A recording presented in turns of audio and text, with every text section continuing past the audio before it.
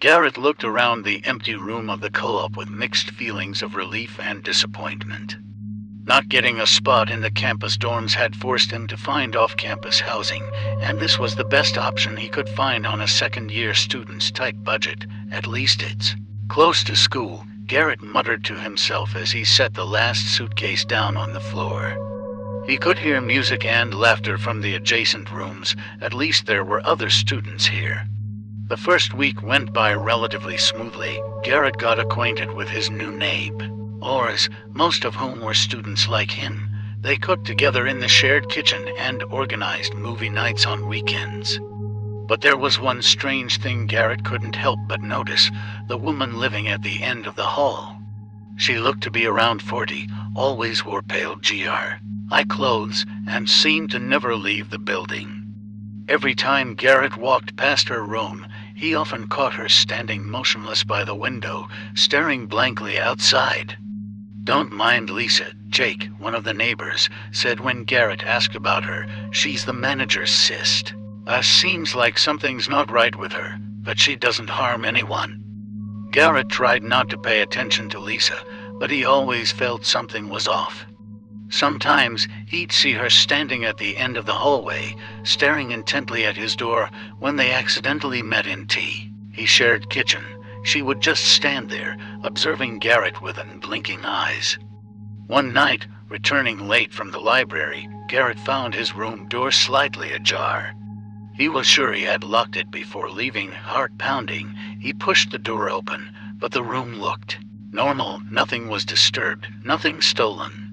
"Maybe I forgot to lock it," he told himself, trying to calm down. In the following nights, Garrett started having nightmares. In his dreams, he saw himself lying in bed, helplessly watching a dark shadow move around the room, slowly approaching him. He tried to scream but couldn't make a sound. One Saturday evening, after attending a small party with his housemates, Garrett returned to his room earlier than expected. As he opened the door, he smelled a strange odor, a sweet perfume mixed with the smell of cigarettes. He didn't smoke, and none of his friends used that kind of perfume. Garrett turned on the light and checked the room. Everything seemed to be in its place, but he couldn't shake the feeling that someone had been there. He checked under the bed, but found nothing. His eyes landed on the closet. The closet door was slightly open, though he distinctly remembered closing it. Heart pounding violently, Garrett slowly approached the closet. His hand trembled as he reached for the doorknob. He took a deep breath, then yanked the door open. Lisa stood there, inside his closet, holding a long kitchen knife. Her eyes were wide, surprised at being discovered. "Hello, Garrett," she whispered, her voice hoarse. "I've been waiting for you." Garrett stood frozen for a few seconds, his brain unable to process what was happening. Then, his survival instinct kicked in. He slammed the closet door shut, barricaded it from the outside with a chair, and ran out of the room, screaming for help. Jake and two other students rushed over. They held the closet door shut while Garrett called the police. During tea, he longed 20 minutes of waiting. They could hear Lisa banging hard on the closet door from inside, shouting incomprehensible words.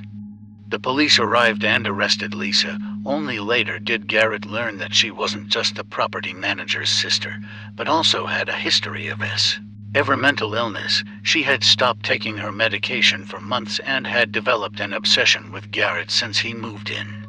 In Lisa's room, the police found a wall covered with photos of Garrett, photos secretly taken while he was studying, sleeping, even showering. They had been watching him for weeks, sneaking into his room whenever he was away.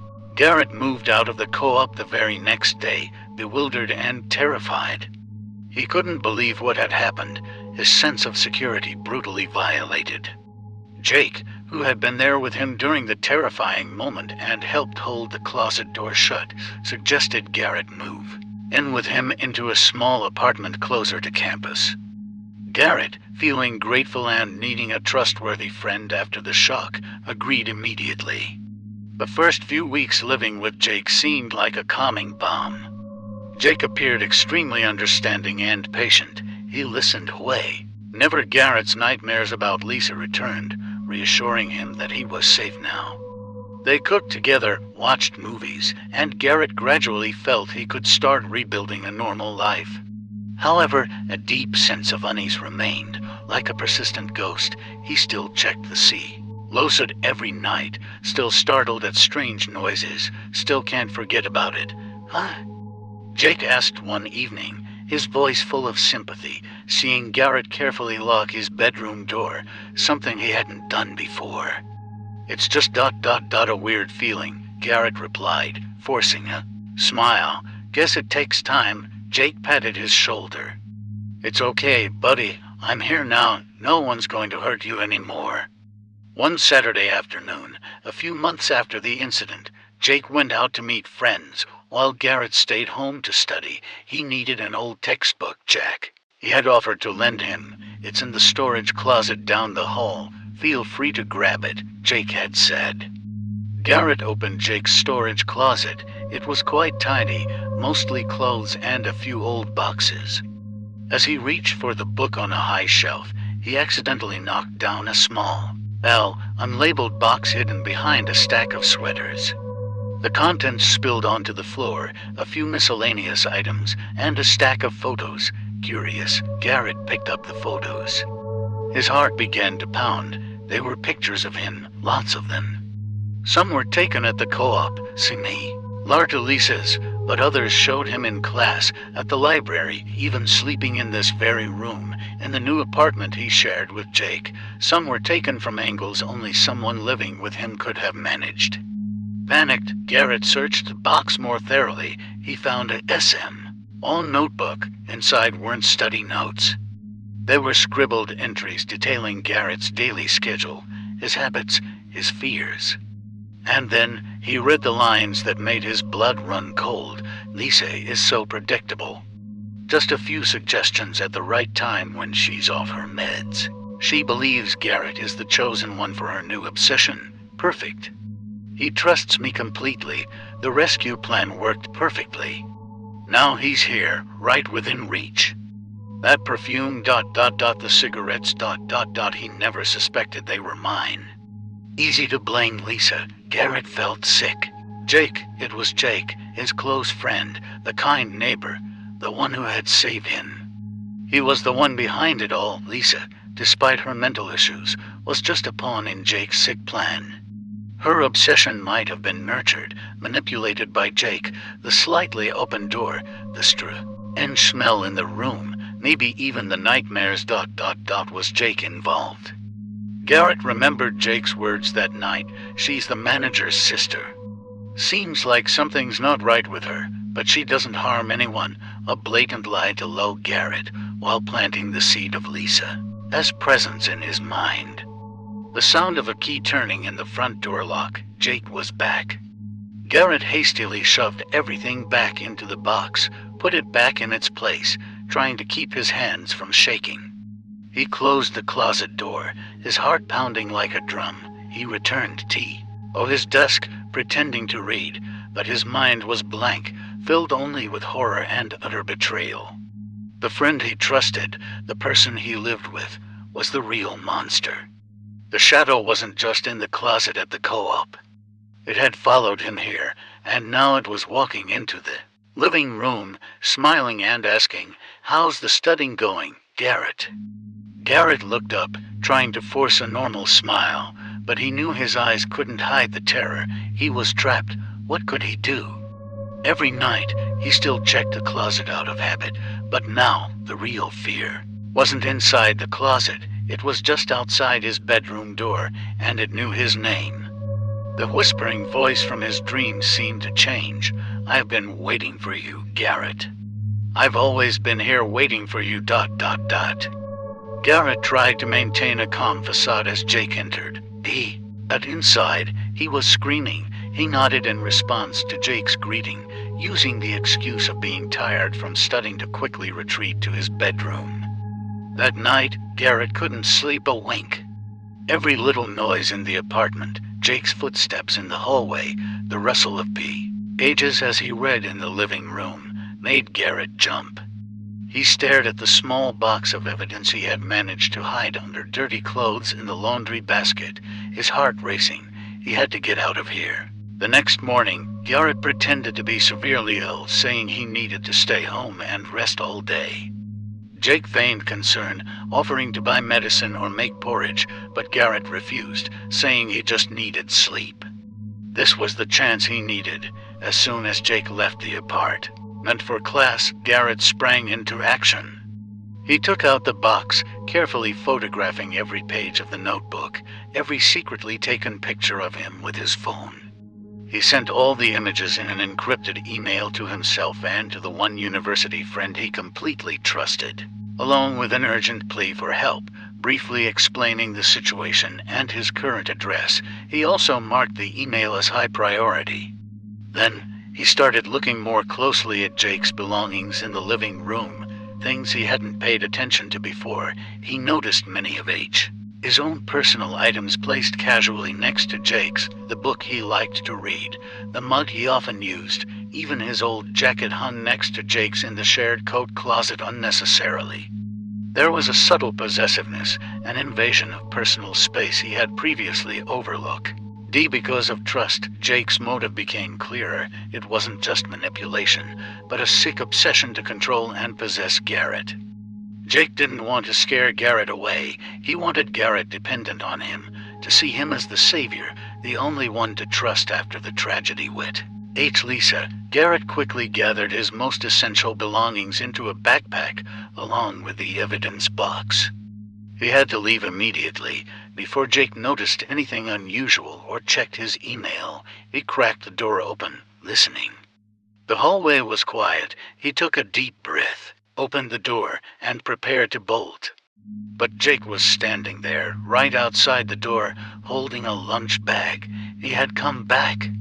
Jake's eyes swept over the backpack on Garrett's shoulder, then settled on his undeniably panicked expression. Jake's usual friendly smile vanished, replaced by a cold, empty stare. Going somewhere, Garrett? Jake's voice was low, devoid of its usual fake warmth. I wasn't feeling well. Thought I'd go out for some medicine, Garrett stammered, backing into the apartment. Really? Jake followed, slamming the door shut.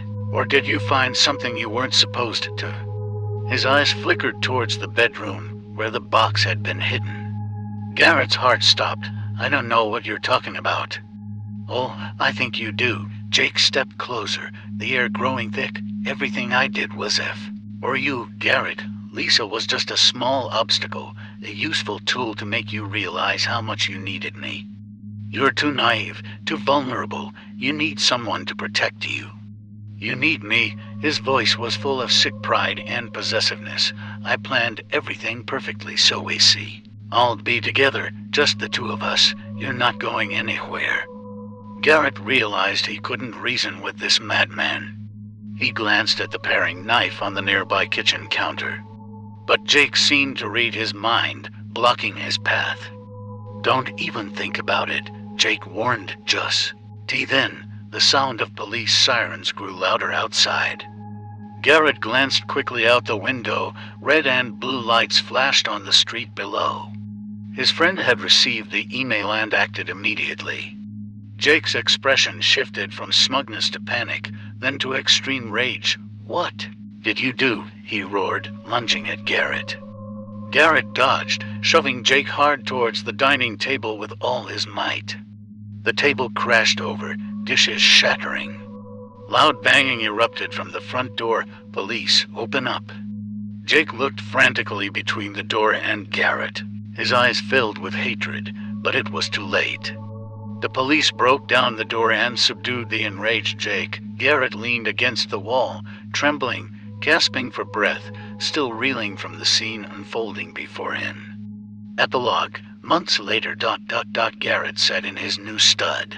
Our apartment. It was smaller, simpler, but it was his own. He attended regular therapy sessions. The case involving Jake and Lisa had come to light, exposing Jake's entire manipulative scheme and sick obsession.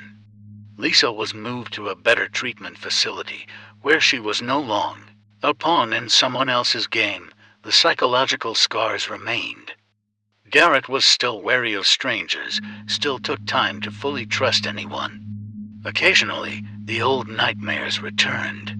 But now he understood the source of his fear. Before bed, Garrett still performed his ritual, checking the door locks carefully. Then he walked to the closet, opened the door, and looked into the empty space inside. There was no shadow there. He knew the real monster didn't hide in the darkness of a closet, but behind the fake smile of someone he once called a friend. He closed the closet door. The fear was still there, but it no longer controlled him. He had survived. And he would continue to live, stronger and more vigilant than ever. The faint morning light began to creep through the window blinds, signaling a new day, a new chance to heal and move forward.